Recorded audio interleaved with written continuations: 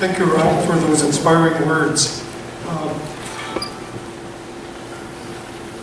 As time is slipping by, let's move directly to the next inductee.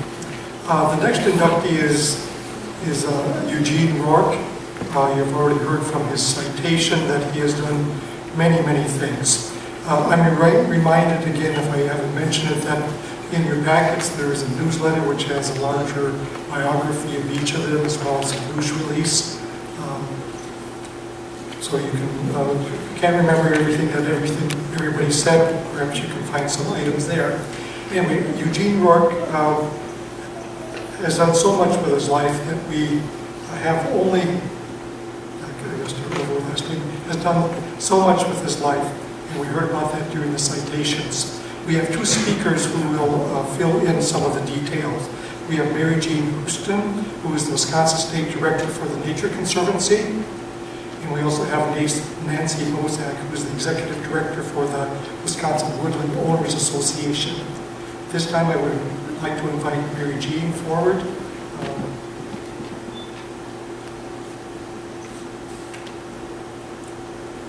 Before they get lost, there are some glasses up here. Was anybody needing those? One of our previous speakers. Thank you, Joe, and thanks to the Wisconsin Conservation Hall of Fame for this tremendous tradition to recognize our state's outstanding conservation leaders. And congratulations to the 3 inductees this year, and a special thanks to the family of Gene Roark, who traveled great distances to be here and help Gene celebrate, and to his friends and colleagues who are also here. Thank you so much for being here. So let's see, okay. So at the Nature Conservancy, when we learned back in December that Gene would be inducted into the Conservation Hall of Fame, a huge cheer went up throughout our 5 offices around the state. Gene is one of the 3 founders of the Nature Conservancy's program in Wisconsin, and he's a huge part of our success over the last 55 years. Back in 1959, Gene and his 2 co-founders, Dr. Joseph Hickey, who was inducted into the Hall of Fame years ago, and Dr. Hugh Iltis, were concerned that special places in nature were being lost in Wisconsin, and they felt that something should be done in our state before it was too late. As Gene once told me, we thought that if enough people of earnest goodwill got together, we could help save our lands and waters.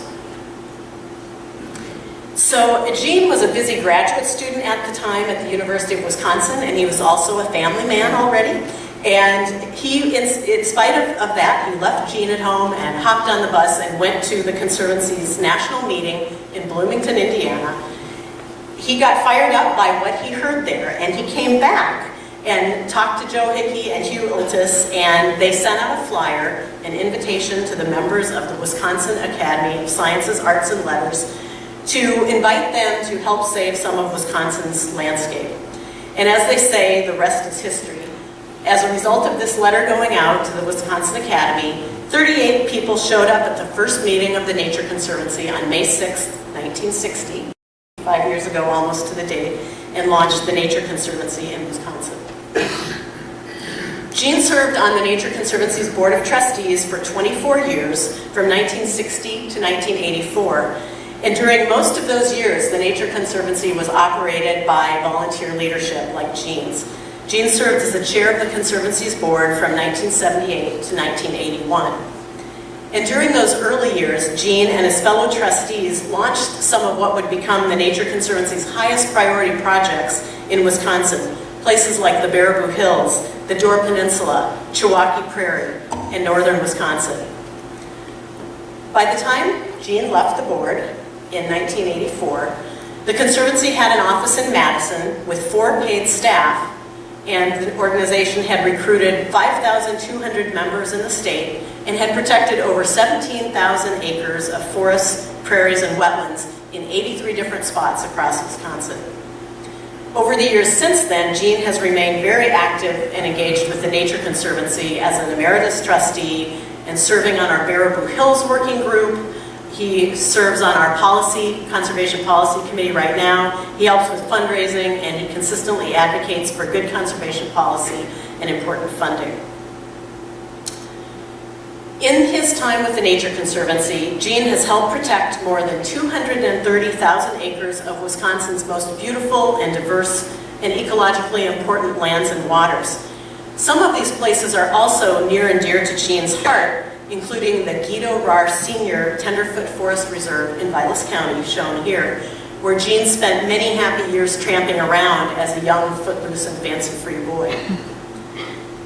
But not being content to protect bird habitat only in Wisconsin, Gene became a leader to also launch the Nature Conservancy's work in Nicaragua to protect rainforest habitat there.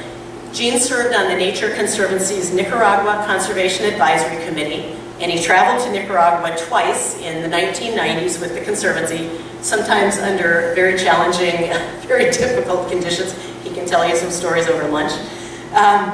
And he also helped spread the word back here at Wisconsin how important it is to protect habitat for our migrating birds and butterflies that we enjoy in the warmer months in their tropical habitats.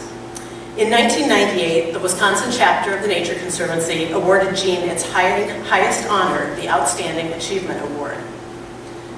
But even as Gene dedicated so much of his time and life to the work of the Nature Conservancy, as you heard, he shared time and talents with many other organizations. We can't touch on all of them, but I'd like to share just a few of his other accomplishments. As I mentioned earlier, Gene is a bird lover, has been since he was a kid. He's a bird watcher. And he joined the Madison Audubon Society as a teenager in the 1940s. He wrote their newsletter for several years, and he served on their board, including the years the Society acquired Goose Pond, its first acquisition project in a very important place. In 2004, the Madison Audubon Society recognized Gene's contribution with its Environmentalist of the Year award.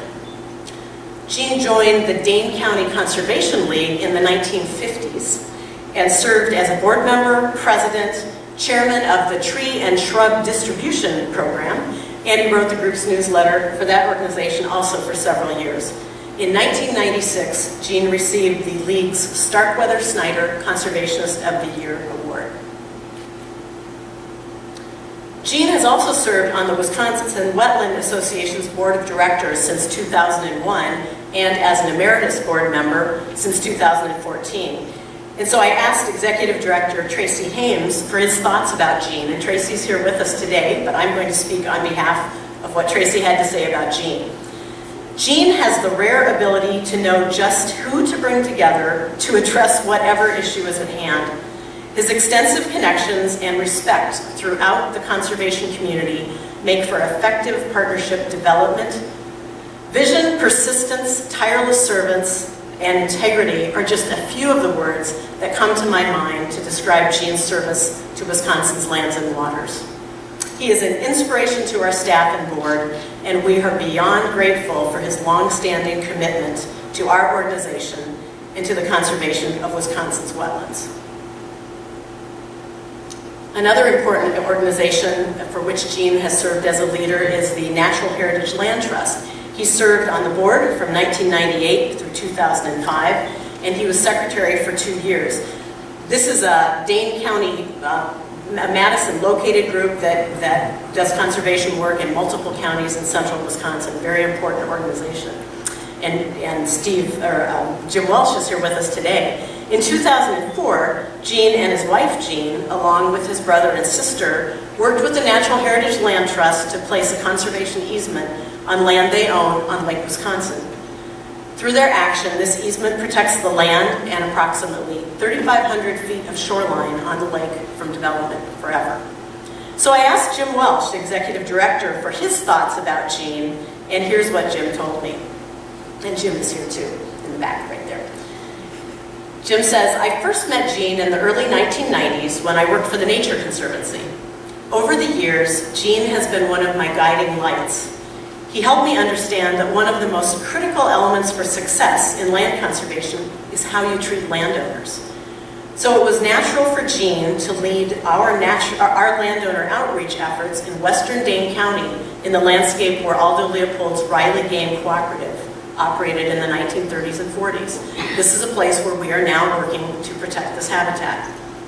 Gene also told me not to be timid when it comes to land conservation. When I was with the Nature Conservancy at a Baraboo Hills working group meeting in the late 1900s, after I presented what I thought was a huge land conservation strategy for the Nature Conservancy's work in the Baraboo Hills, Gene said something to the effect of, "That's pretty good, Jim, but you have to think big." So that is a good lesson, Jim says, and one I hope that I have learned from Gene. In Jim's comments, he mentioned the Riley Game Preserve in Dade County, and I want to say just a few words about Gene's connection to that land. When he was young, Gene's family lived in the Riley area and was friends with Aldo Leopold's family. Gene's dad was a professor at the university also, and he and Aldo Leopold were friends and were hunting companions. Gene tells a wonderful story about one day when he was a pretty young boy, he went out with his dad and Aldo Leopold to hunt pheasants. Gene was embarrassed. He couldn't hit the broadside of a barn, let alone a pheasant that day. But Aldo Leopold has his own embarrassing story from that day, which Gene can also tell you about. So I bring this up because Gene has accomplished so much in his lifetime and his career, but he has unfinished business, and he is continuing to work doggedly on the Riley Game Preserve to make sure those lands are protected in perpetuity.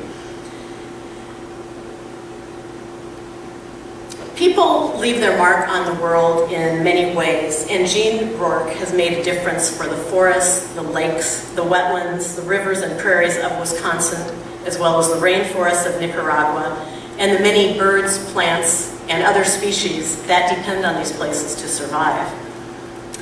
Personally, Gene is an inspiration to me, and I know I can say that for my colleagues in the Nature Conservancy and for the board and the emeritus trustees of our organization. Gene is a trusted advisor. We listen to Gene, like Jim said, you listen to Gene and you apply those lessons, and we really treasure his perspective and his relationships in the conservation community. I am proud to know Gene, and even prouder to have worked with Gene for the past 27 years on Wisconsin conservation. So on behalf of all of us at the Nature Conservancy and the conservation community, Gene, we thank you for all you've done and all that you continue to do to protect the lands and waters of this state that we love. Thanks, Gene.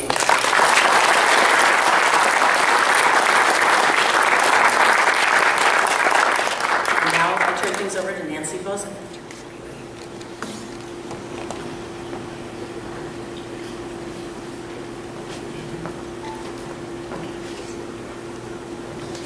Good morning. Thank you for the opportunity to speak on behalf of Gene Roark on the occasion of his 2015 induction into the Wisconsin Conservation Hall of Fame. Thank you to the Hall of Fame members and governors for recognizing Gene's decades of work with many nonprofit organizations and his legacy in the field of conservation. A special thank you goes to his wife, Jean, for sharing their story. Her words can be found throughout my presentation. Thank you also to Jean and their two sons, Mike and David, for supporting and sharing in Gene's passion for Wisconsin's landscape.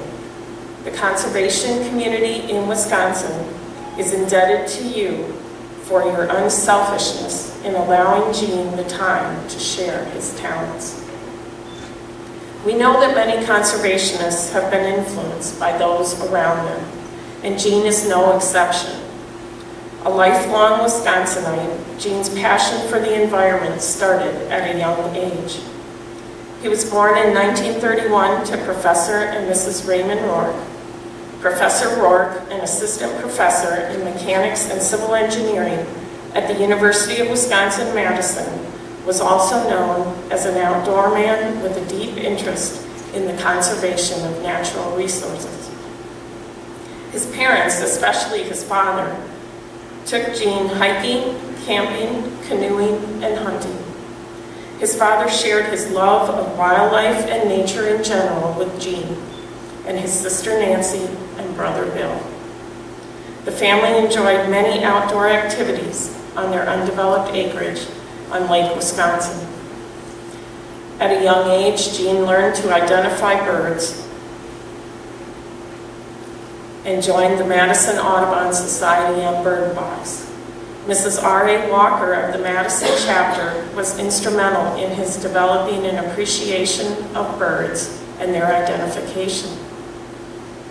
As we have heard, Gene also benefited from the family's friendship with the Aldo Leopold family. These experiences and many others helped him create an appreciation and love of the land.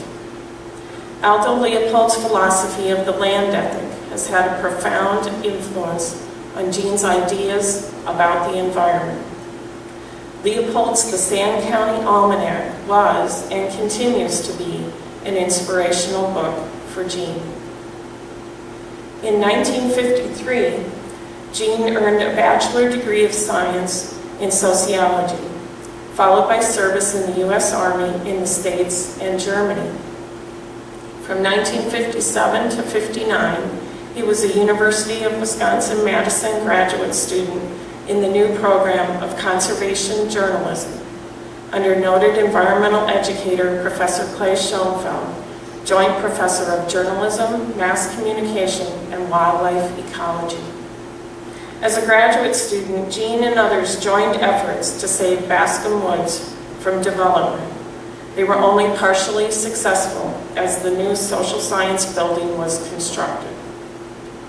Much of Gene's professional career found him utilizing his journalistic training and his love of the outdoors. While in the Department of Natural Resources, he spent time in charge of press relations and later the tourism section. Years later, he became the chief of the Bureau of Vacation and Travel Services, now known as the Department of Tourism. Today, we honor him as a Wisconsin citizen who not only cares deeply about conservation, but took action daily to improve conservation efforts in the state of Wisconsin. I met Gene in 1995 when I came to work for the Wisconsin Woodland Owners Association. Even 20 years ago, I was impressed with his knowledge of and participation in citizen-led conservation efforts throughout Wisconsin. He seemed to know everyone, and they knew him.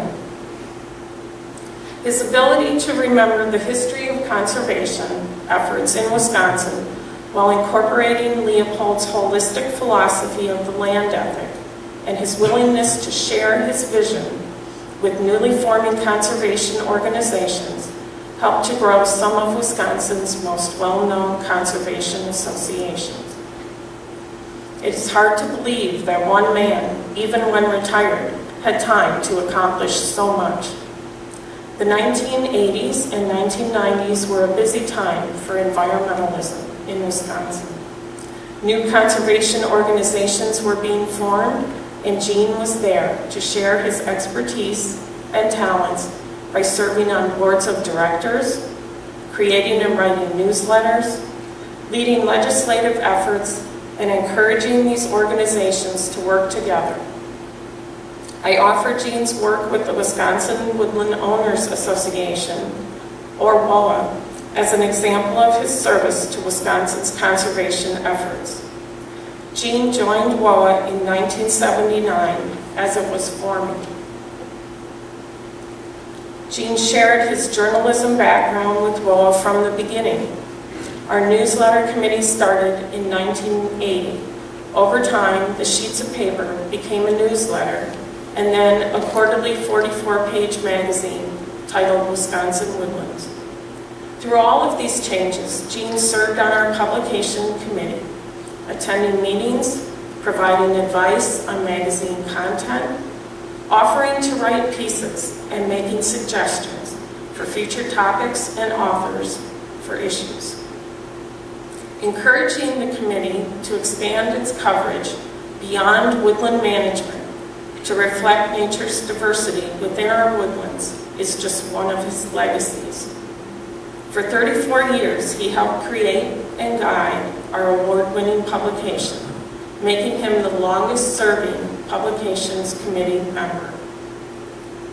In 1995, Gene was elected to WOA's board of directors. In the early years, he once asked me if WOA was ready for someone like him.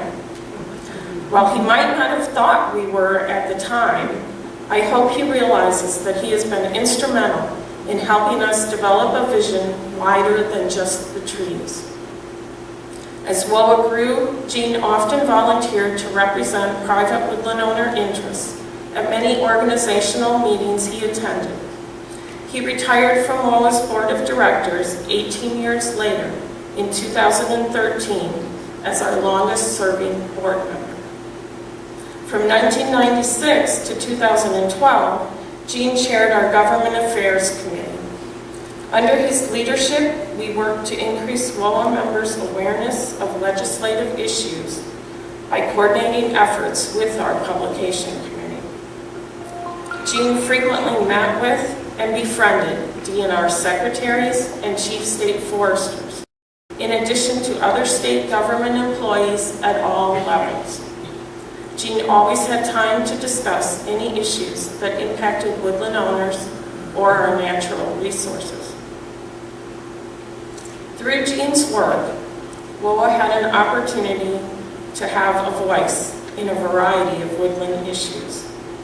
DNR issues such as the creation of the Wisconsin Forest Landowner Grant Program, DNR's forestry account spending, declining DNR forestry technical assistance provided to private woodland owners, and revisions to the managed forest law too numerous to count were some of the items he tackled. Gene was also well known in the halls of the Capitol, taking time to establish relationships with legislators and their aides. He worked to educate legislators on the impacts of their bills on private landowners.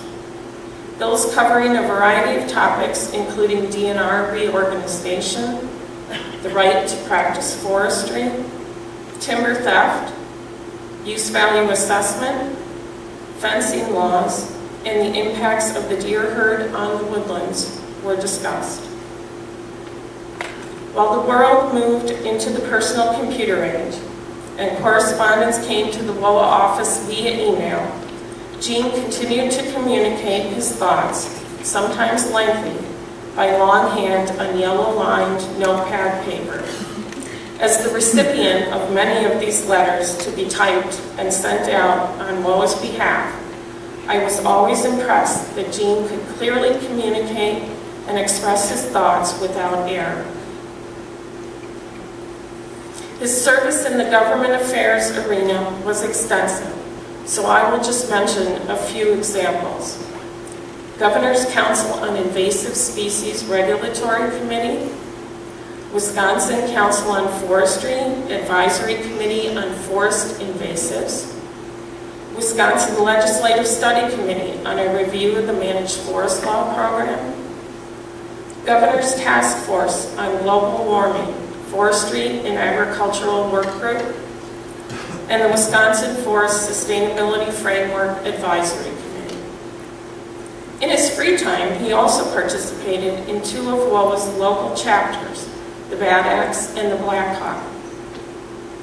He served as the Bad Axe chapter's secretary-treasurer for at least 3 years and edited the chapter newsletter. Did I mention that Gene not only talks the talk, but he walks the walk on his own land? In addition to his work with numerous conservation organizations, he has been a good steward of the land he owns. Gene describes his philosophy of woodland management by explaining that he is a tree hugger with chainsaw in hand. Mary Jean already mentioned the land on Lake Wisconsin. Gene and his wife planted hundreds of white pine and white cedar along with native shrubs for wildlife to improve this degraded woods and farmland. In 1973, Gene and his wife purchased 120 acres of old farmland and woods in northern Richland County. Their objective for the property has evolved from leave it alone to increasing diversity. Thousands of trees, including red oak, black walnut, and white pine, have been planted by the family. 4 timber sales have taken place. yet many of the largest and most valuable trees remain. Regular deer hunting by family and friends has helped keep the deer population in check, and hundreds of tree shelters have been used to protect seedlings and other plants from the deer. Prairie grasses and native forbs have been planted in several open areas to recreate pre-settlement plant communities. This secluded land of hills, streams, rock outcroppings, woods, fields, wildflower, and wildlife is a great source of enjoyment for the Roark family.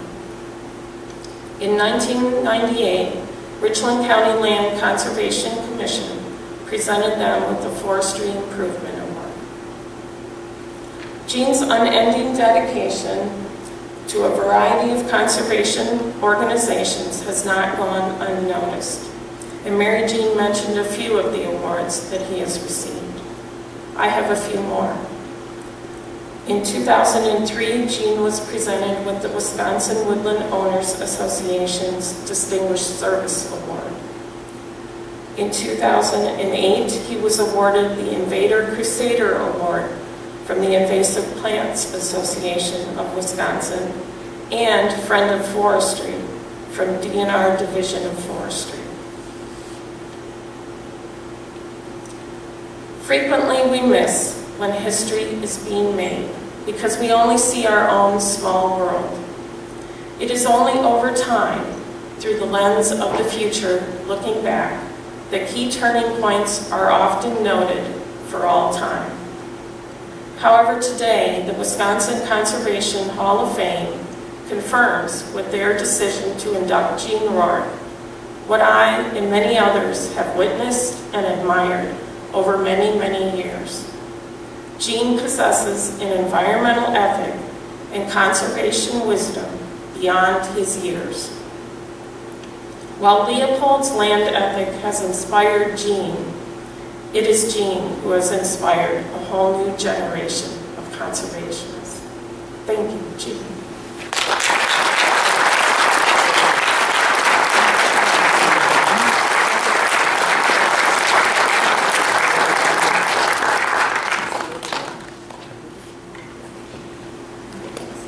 I want to thank Mary Jean and Nancy for their great comments about Gene and his wonderful work that he has focused on for so many years. As I indicated earlier, we also recognize and appreciate all the work he's done with the Conservation Hall of Fame by serving as president and on the board of directors. It is at this time that we would do the unveiling of the plaque, and then we'll ask Gene to say a few words.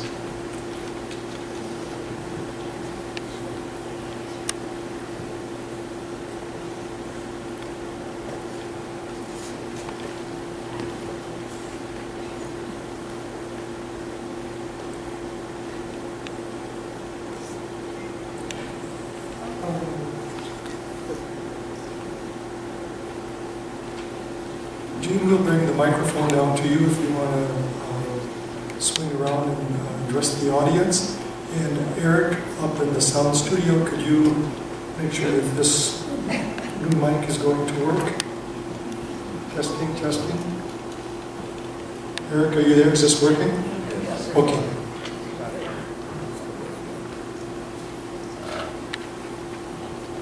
You've got it. Hands.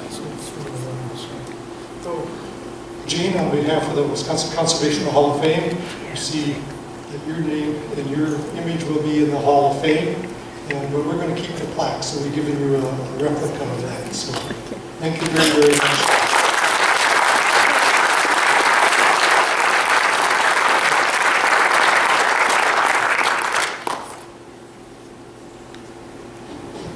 Thank you, Joe, and thank you, Nancy and Mary Jean.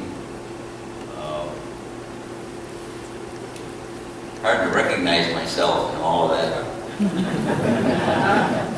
But I have to say it's extremely gratifying to be here today and see so many people I know and worked with to one degree or another. And I've enjoyed every minute of it.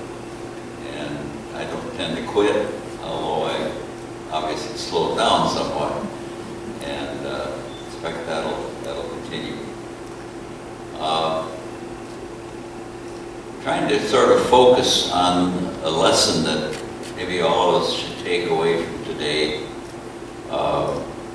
We've seen what's important in the way of citizen action. And, you know, it's awfully easy to join an organization and go to the meetings, read the newsletter, and go on some field trips and all of those things, but we need more than that. We need people to really get involved. And those who are actively involved in environmental, natural resource protection, management, I think of George Meyer there, who spent a lifetime. He not only lives the message, he carries it out in his daily work. He could easily have retired from his state job and gone and spent the rest of the time fishing and hunting, but he got himself a job with the Wildlife Federation, and he's busier than ever.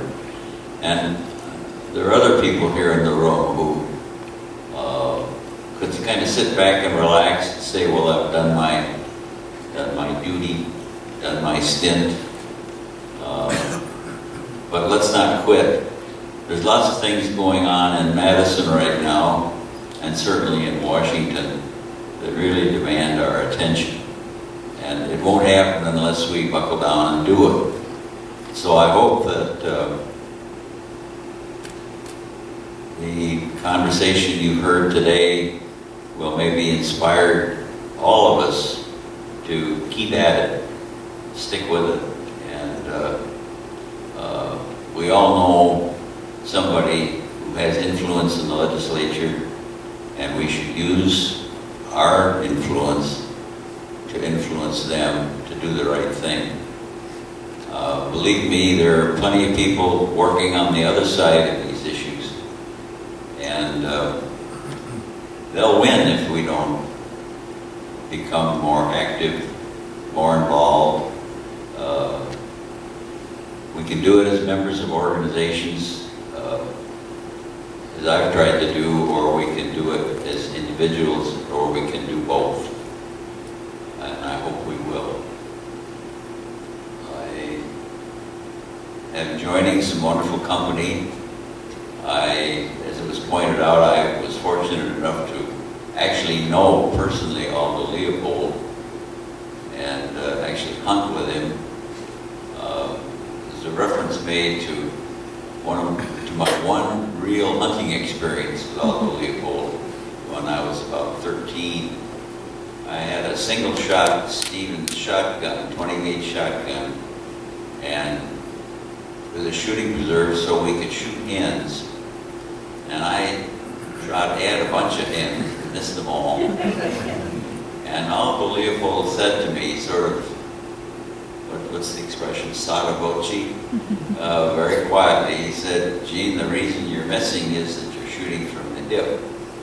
Well, of course, I was at that age where I was very sensitive to criticism from my elders. And I remember feeling shamed by this august gentleman who was a good friend of my father's, kind of hard for a kid to get to know. And the rest of the morning I suffered in silence. But then a little while later, his favorite dog, who was a German short-haired pointer, locked onto a little clump of cover. And we all thought, well, there'll be a big rooster pheasant come bolting out of that clump of whatever it was, sedges or something. Because the dog was on this beautiful point. All of a sudden, the big yellow cat bolted out of this cover and ran off. We didn't shoot it. Should have done. There was no pheasant. And I kind of felt like I'd gotten even. I don't know.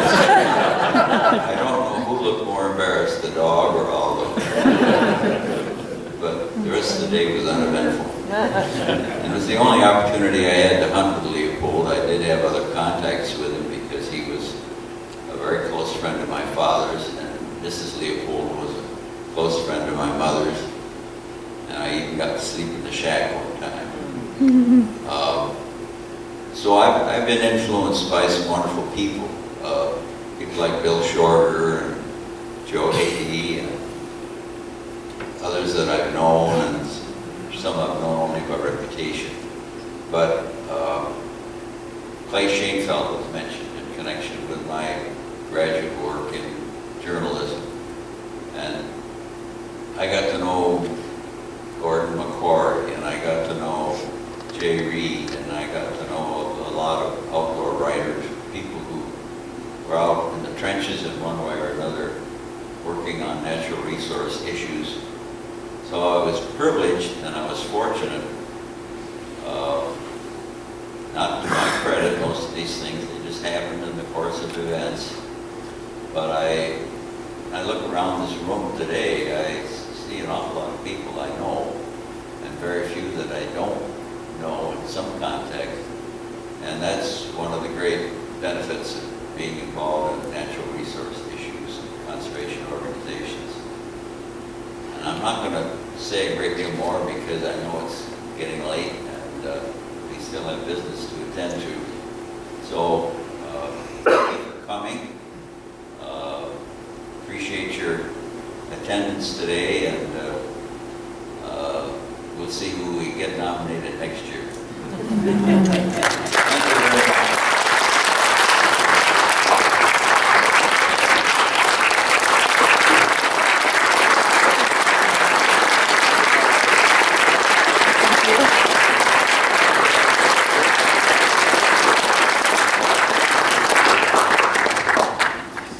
Thank you, Eugene, for those kind words and inspiring words.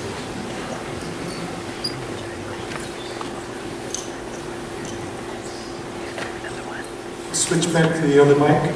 Thank you.